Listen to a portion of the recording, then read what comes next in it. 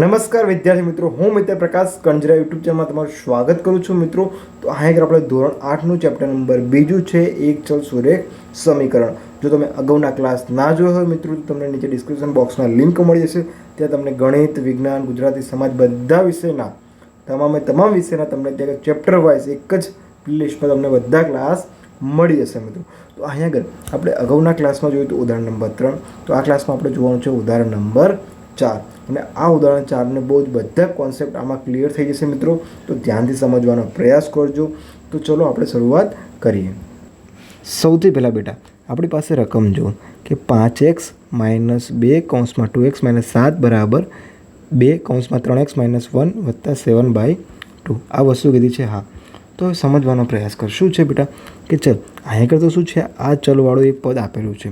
હવે અહીંયા કંઈક કોમ્પ્લિકેટેડ લાગે છે આપણે, તો કશું જ નહીં. સૌથી પહેલાં નાના નાના ભાગ પાડ બેટા.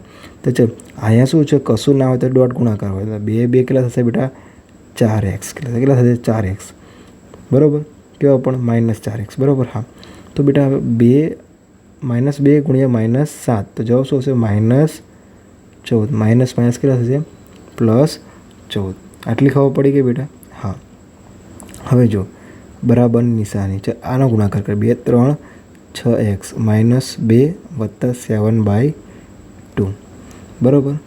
ચલ હવે આપણે આ ભાગને સમજવાનો છે. હવે અળવીતરો ભાગ કેવો દેખાય છે? આર્યો ભાગ દેખાય છે, તો એને સમજવાનો પ્રયાસ કર. શું કરે બેટા? શું લખ્યું છે?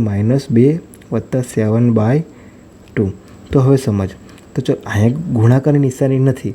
ગુણાકારની નિશાની બેટા હોત તો આ 2 2 ઉડી જાત, પરંતુ આગળ શું આપેલું છે બેટા?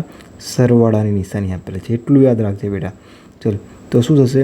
2 2 4 કેવા થશે? -4 વત્તા 7/2. તો 4માંથી 7 જાય તો શું બેટા આવે? 3/2. તો માટે આપણે 3/2 લખેલા છે. ચલ આટલી ખબર પડી ગઈ બેટા. તો આ સંખ્યાને હું કાઢીને શું લખી શકું? કેટલા લખી શકું? -3/2. -3/2.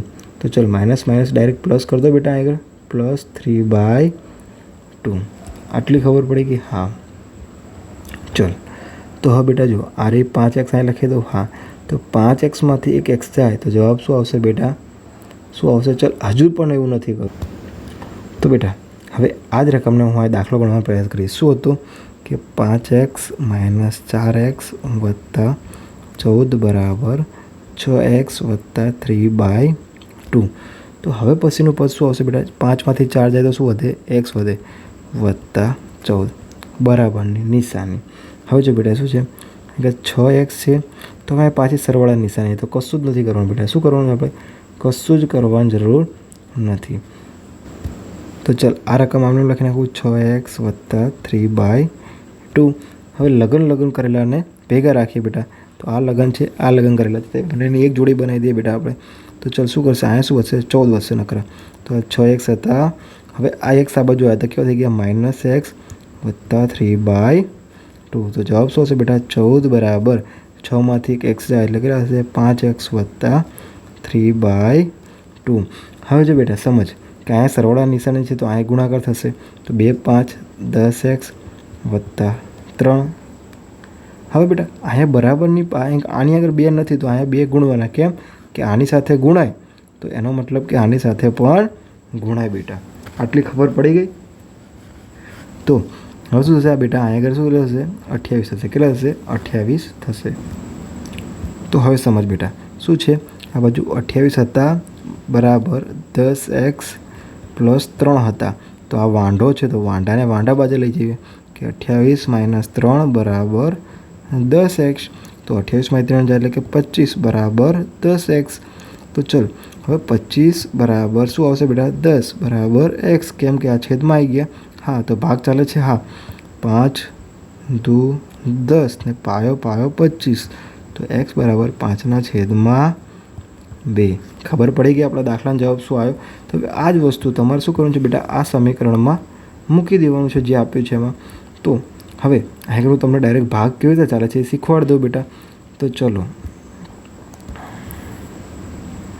એ આપણે સાફ કરી દઈએ બોર્ડ. ચલો તો સૌથી પહેલાં જુઓ બેટા શું છે? ચકાસો. ડાબી બાજુ બરાબર 5 ગુણ્યા 5/2 - 5/2 ગુણ્યા 2 માઇનસ 7. તો બેટા હવે જો અહીંયા આગળ શું થશે કે અહીં કંઈ ના હોય તો છેદનો મતલબ 1 હોય. હા, તો પાયો 25/2 આવી ગયા બેટા આર્ય પદ. હા, ચલો આ ભાગ પતી ગયો. હવે ભાગ કેટલા આટલાની ગણતરી થઈ. તો જો બેટા અહીં ગુણાકારની નિશાની છે તો આ બંને ઉડી જશે. તો વધ્યા શું કે 5 - 7 વધ્યા બેટા. તો એ વખતે આ લખી નાખીએ. હા, તો ચલો આટલી બધી ખબર પડી કે બેટા. ચલો આગળ જાઓ. તો હવે આગળ જઈશું. તો 25 - 2. હવે જો બેટા અહીંયા આગળ શું છે, સરવાળા બાદબાકીની હોય તો આ બંને ગુણાય, એટલે કે 2 - 2 = 4 થઈ ગયા 4. હા, છેદમાં તો રહેશે તે. હા, ચલો હવે જો આ 2. તો હવે બેટા જો આનો શું થાય, 2 - 5 - 2 કૌંસમાં 5 - 7 આપેલા છે. હા, તો આનો મતલબ શું છે બેટા, 2 - 5 = 10 માઇનસ, બરાબર. અથવા ચાલ એમ નથી કરતો, સિમ્પલ હું કરી નાખું. શું કરું બેટા, સિમ્પલ -2 5 - 7 કરી આપેલું છે, બરાબર. હા, તો -2 5માંથી 7 જાય તો -2. તો 2 - 2 કેટલા થઈ ગયા બેટા, માઇનસ +4 આવી ગયા. +4 બેટા આપણા ખબર પડી ગઈ વસ્તુ.